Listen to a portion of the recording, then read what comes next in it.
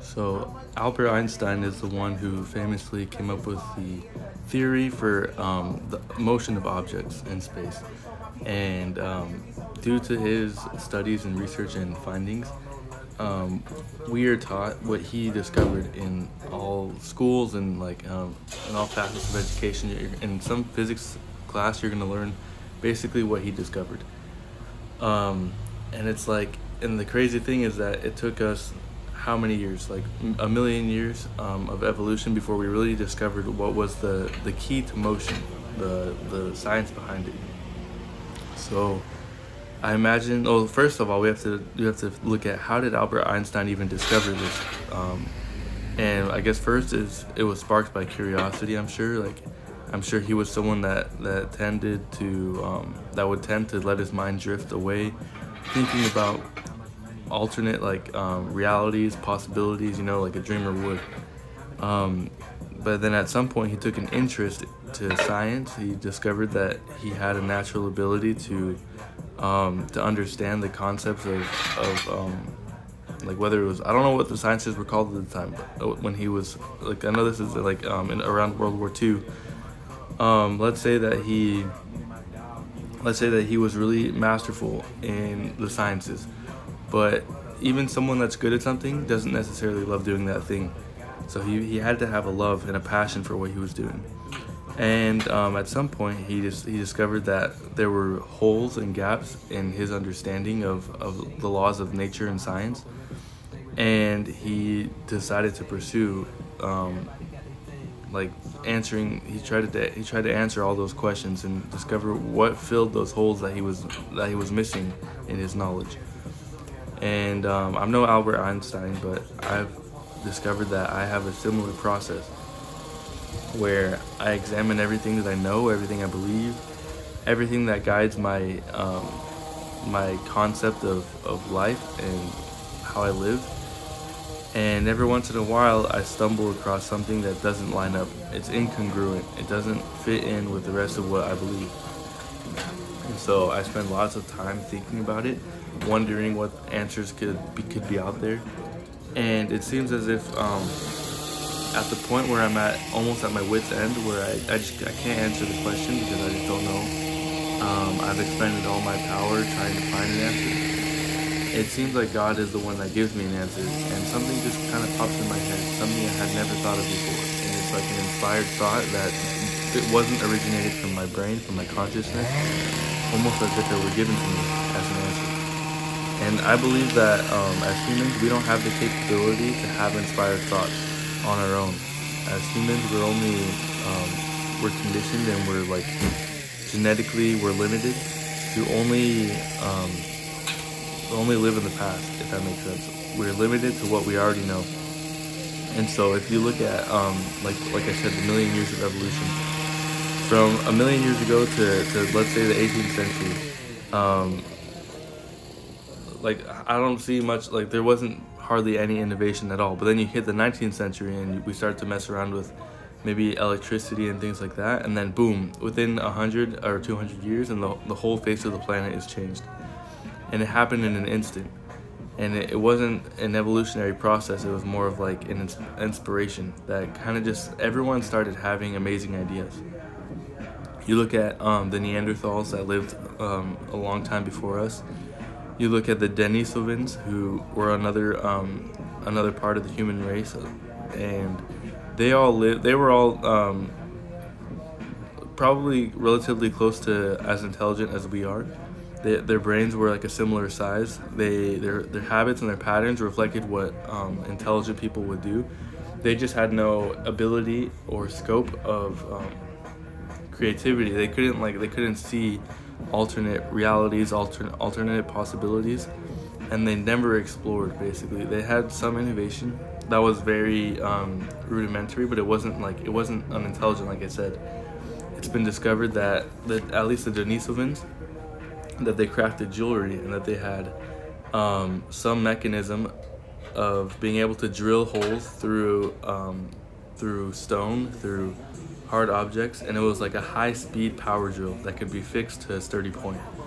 Now that's not something that you think of when you think of Neanderthals and cavemen. You think of sticks and rocks and just dumb people. It's like, no, these people were smart. They just, for some reason, lacked the ability to be creative. And so I attribute it to God. Me personally, the only way that anyone has an inspired thought, something that's kind of progressive in terms of like moving forward, being able to look at the future and see alternate realities, that's a blessing and gift from God. And it's not something inherently found in the human race. I think that every single advancement that has happened in the history of the world has come because of some form of revelation, of inspiration from God. And so that kind of changes perspective, because it makes you realize how we as humans aren't really special. There's not really much about us that is like, that anyone would want to claim, you know? It's like, oh yeah, we're this and we're that and we're all this. It's like, no, sometimes we're foolish, sometimes we're selfish, we are self-gratifying. We tend to, every turn we get, we decide to have war and to kill each other. But it's only when God kind of steps in and gives us some light is when everything changes and we see change happen. And sometimes we just think nothing of it. But that's just a lesson, I think, for next time you have an idea come to your head and you're wondering what to do with it. You have to understand it's not your idea. The reason why it's coming to you is because you need to do something about it. God is asking you to use that piece of knowledge and light that He gave you, and He's asking you to make the world a better place. A lot of times we get caught up thinking like, man, where did this thought come from? Like, it's just a random thought. Like, I don't. There's no way. Like, that's impossible. Like, and all these things that run through our head, all these doubts, are literally in the form of temptation from Satan. That he's the last person that wants you to act in God's name. He wants to keep the human race enslaved forever, and I believe we are enslaved. And I just think that God has prepared a way for all of us to escape this captivity, and He's telling us every single day what we should do in order to become better. So stop ignoring that small voice that's telling you good things to do.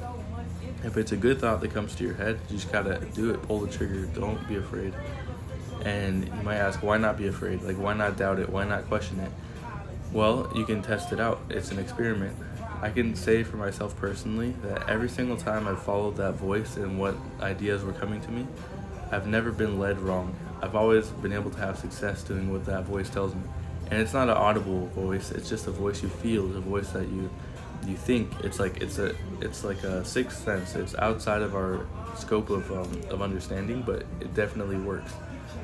And in no instance have I ever followed what that voice was telling me and had it end up badly. It's always been a great and amazing experience, but it is scary. I still feel fear sometimes when the voice asks me to do something that might seem hard. For example, this YouTube channel. This was never in my plans. I just had a feeling and a thought one day that you should start posting videos on YouTube, and I literally pushed it away saying, no, that's crazy. I would never do that. A month goes by and experiences had happened, and then all of a sudden I realized, you know what? It might not be the worst thing. Let me try it. And here I am, I think at about 80 videos posted, and I'm loving it just because I can watch myself fail, struggle, and progress all at the same time. And so hopefully this is an example to anyone listening, anyone watching, that if you're pushing off those thoughts and those good things that are coming to you, your life isn't going to get any better, I don't think. And for anyone struggling with mental health and depression, just yesterday, I've been really on a mission lately. I guess the last several months and years, I want to be the one that finds the answer to depression, finds the answer to all the problems, for the struggles of the LGBTQ community, for the struggles of people getting divorced and all these things. I want to be the one to discover what is going on, how can we fix it. Not saying how can we change like the people, but how can we improve the situation of like the trauma they're dealing with, you know? And so when it comes to depression, I have this question that kind of formulated on its own in my mind, and that means that it's a revelation from God. And the question is this: at what point did I decide I was going to stop doing what God is asking me to do? And I feel like in this journey, it's like a climb up a mountain, and it gets to a point where you might get stuck, where the ascent is the ascent, or like on the way up, you get blocked by something in your path. And because you can't move up, you also don't want to move down, you get stuck. and depression can be a horrible thing that might attack you in that situation. But let's say that God has a way prepared for you that was a different path up the mountain, and that he has a way for you to get out from where you're stuck, and he can help you get back on the right path. So at some point, God was telling you to go a certain way, and you might have ignored him because it sounded too big, too crazy, too unlikely, and it seemed like something you didn't want to do. But because you didn't listen to that voice, you continued down a different path, and you might have gone up a little bit more, but maybe you got stuck at some point, if that makes sense. But there's always a way when you're climbing a mountain. You can kind of double back, or I guess it's called switch back, and then you don't have to go all the way back down, just far enough down to where you can then choose an alternative path. Go back to the moment where you decided that enough was enough and that God was asking too much of you, and really revisit that moment.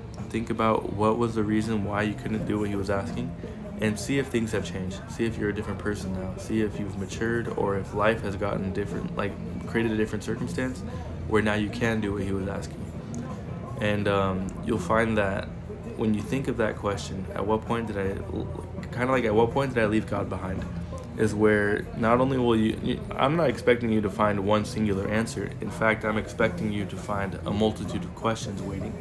Questions that you kind of never asked, or like never answered. You pushed them to the back of your mind because you had no means of answering them, and you didn't know what to do with them. But these questions are waiting for you, and inside those questions are answers and learning and knowledge. And with this new knowledge, you'll be able to push forward and improve your life in ways that up until now you haven't found were possible. So that's all I wanted to say today. That's basically the gist of the message. And so right now I'm working on, so front squat is something that I think will greatly improve my my range of motion, because one thing I've learned about the back squat is that it's half in your hips and half in your back, and you got to fold up and down as you're squatting. So fold down into the squat and stand back up and fold up into the squat. So that means it implies that I need greater back strength, and that's what the front squat will do. But it looks like I'm out of time though, so I'm gonna have to cut this off. I'll see you guys tomorrow.